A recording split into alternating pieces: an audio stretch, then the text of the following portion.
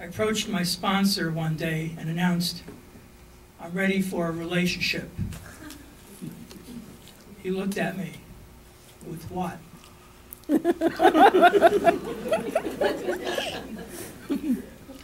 A woman. You mean an actual animate one, he said. No, I don't think that's such a good idea. But I'm lonely, I said. You say that my loneliness is alcoholism, that the only real relief is to help other drunks, which I try to do, and sure it helps, but I have a simple human need to get laid. Do you want to get laid or have a relationship? He asked. They're not the same. I thought, well, to be truthful, yeah, I want a relationship. You know, be with the same woman over days and weeks. Something steady, love. His squinty eyes got all flinty. You haven't yet learned what real love is. Your idea of it is sick. You know what they say about love in early sobriety? It's like putting Miracle-Gro on your character defects. You'll be in bad pain in no time, and that'll get you drunk. I suggest that you wait until you have at least a year sober. But I'm desperate. He studied me. So what I'm hearing is that you want to be in a relationship with something that's not your own mind. A sweet little life of profound relief blossoms in me. That's right, I smiled. Well, that's different. Hell, why, that even falls under the category of sane thinking. You're having a healthy urge to be in communion with something other than your own mind. Congratulations. Shyly, I said, thanks. It's just a question of what is small enough, primitive enough, that you could safely have a relationship with it, because you are a selfish, delusional, paranoid, clean and sober horse thief who doesn't care about anything or anyone but himself. That's it exactly, I said. Well, I'd start you out with some tiny organism like an amoeba or protozoa and say start with that. They're kind of self-sustaining and self-replicating, so they wouldn't need you, which is perfect for who you are. But without the high-powered microscopes and other equipment and expensive Petri dishes and whatnot necessary to commune with the pet amoeba, I guess it won't work for you. And I don't suppose it would, I said. What about a cactus? They're tough. You could piss on it once a year and that would be enough to keep it going. That's a task about equal to your skill set in matters of relationships. I grimaced. I'm not really the plant type. They say that people talk to them, that plants can hear, and the plants don't talk back. That'd be perfect for you, wouldn't it? It's your problem with women that they have personalities of their own that occasionally force them to have needs and even talk back. Don't make fun of me, I said. I'm not. I'm dead serious. Isn't that part of your problem? The women have minds and needs. They talk back. You can't control them. When it's too much, you drink yourself into a blackout to kill the pain of the sheer impossibility for you of coexisting in the same space with a woman with a mind of her own. I didn't need to think hard about that to admit that he was right. And I suggested if you want to stay sober, you set aside women for now and try for something simpler.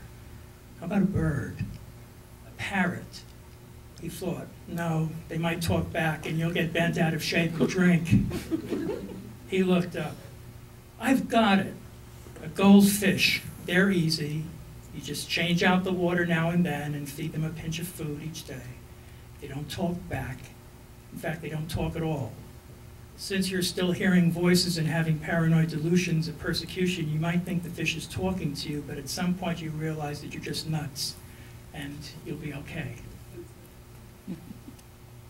In a Tenderloin specialty pet shop, I bought a pretty little goldfish that I named Deborah. Only later did I realize that Deborah is the name of my brother Howard's wife.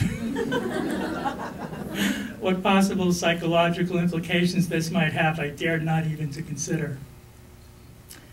At first, she was just a nice surprise when I got home to my room to find her gliding in her small round bowl alive, a life other than mine, The pleasure that I took in her surprised me. Fed her a pinch of food, watched her nibble on a flake, her mobile color form antidote to the drab rooming house. And then one day I came home hurting inside.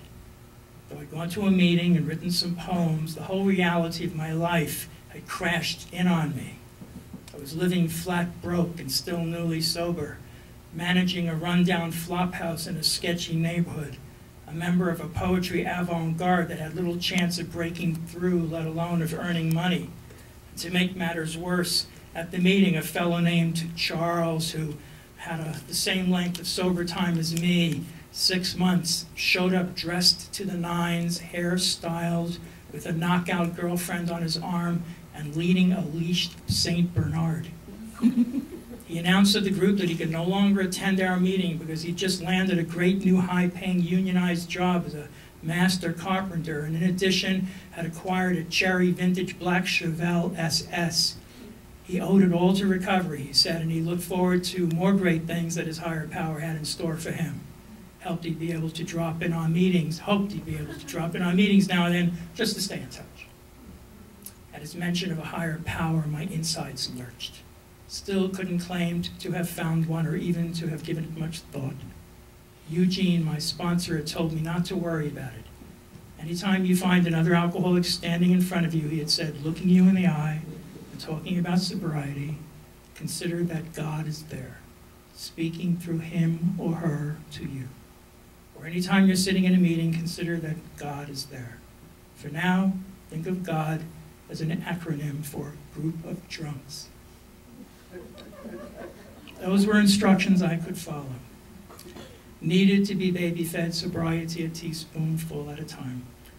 Too much, too fast, spooked me. When I told Eugene that, he said, sure, that's right. That's why we say fear is just an acronym for fuck everything and run. Always quick to catch him out quickly, I shot back.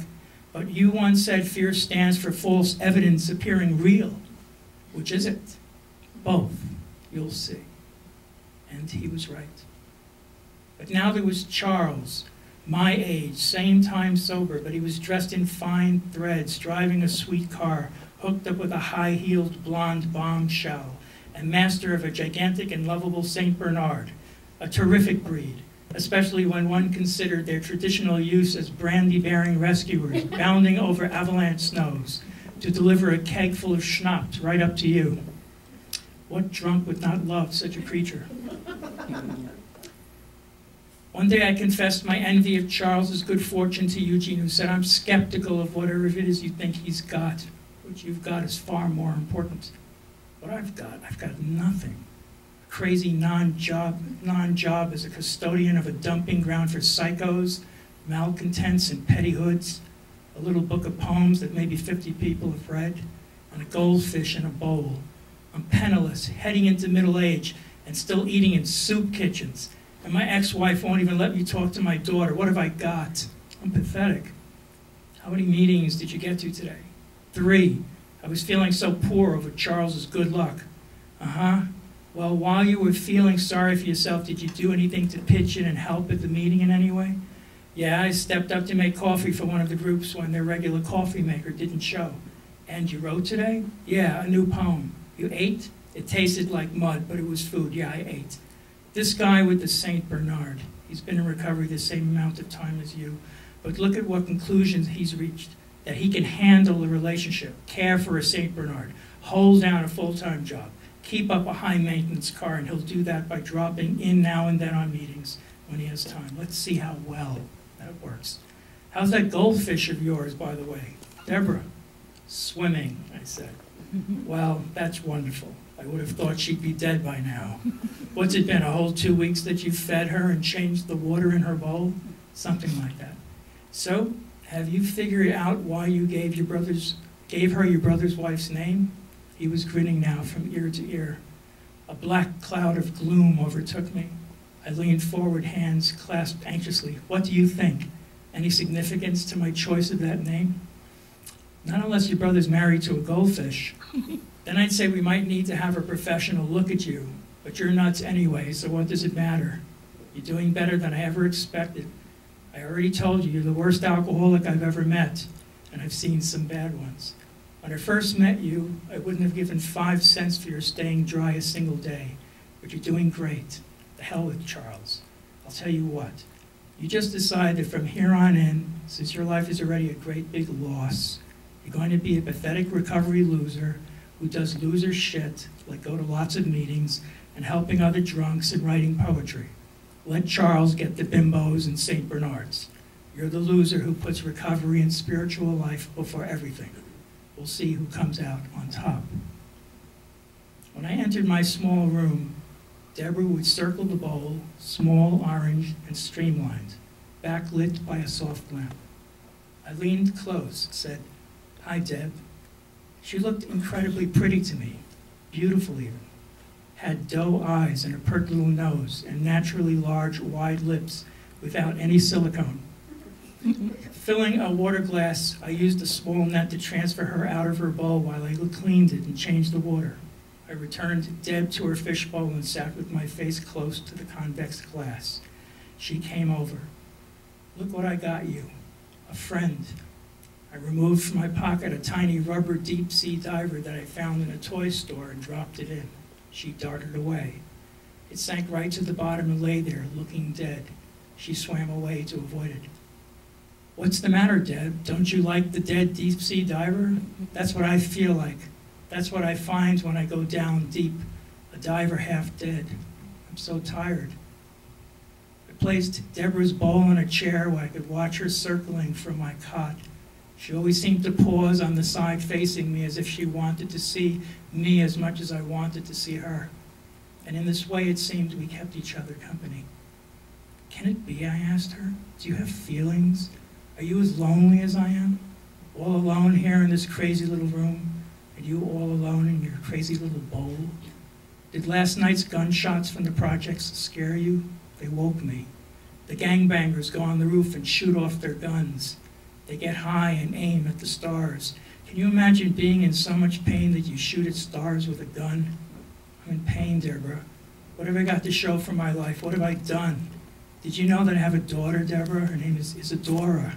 I have no money to see her. I worry about her. I miss her. Every day I miss her. It's a constant ache in my guts, hurts all the time. How was your day? What'd you do? I saw the food flake gone, which reminds me it's your dinner time. Swung my legs off the cot, rose, found her food, removed the big flake and dropped it in. As it floated to the bottom, she swam to it, took a big bite, and cut the lazy, graceful, happy diagonal, nibbling the flake, tiny, trapped air bubbles bubbling to the water surface. "You really are a sweet little fish, aren't you? I'm surprised how much I like you." But as I continued to watch her and talk, open up more and more about myself, how I felt something occurred that worried me. Immediately, I called my sponsor. "I just want to ask you something. It's weird, but you said that no matter how weird, I shouldn't hesitate to share it with you if I feel truly disturbed." "Yeah, that's right." "Well, I find myself truly disturbed right now."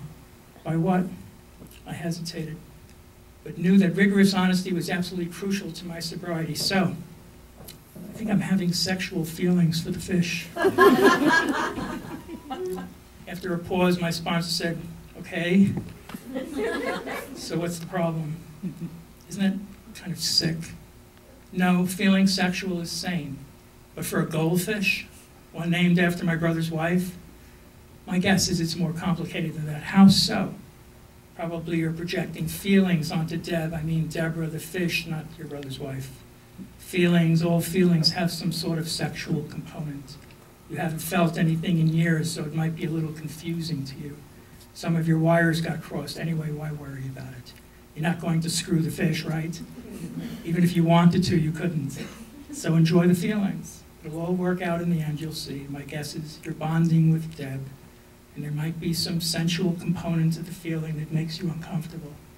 You probably have mixed or confused feelings about sensuality, but there's also, you're making an emotional risk by bonding with her, because it means the possibility of loss. You mean she might run off with someone else? Just let the bonding with her continue. One day I came home running through the door, Tired and happy from a long, fruitful afternoon, during which I had attended 2 meetings, composed new poems, and hung out with sober friends, talking about literature, politics, spirituality, and then went kicking down Haight Street through one of those ineffable orange-pink San Francisco sunsets that look like a 60s rock album cover. So grateful to be sober, to have Deb to come home to. I now felt sure that she couldn't wait each day to see me. Deb, I laughed as I entered the kitchen, threw on the lights, set down my backpack. Deb lay afloat on her side in a terrible stillness. I ran to her, scooped her out. She was barely alive. Some horrible illness sickened her sweet eye.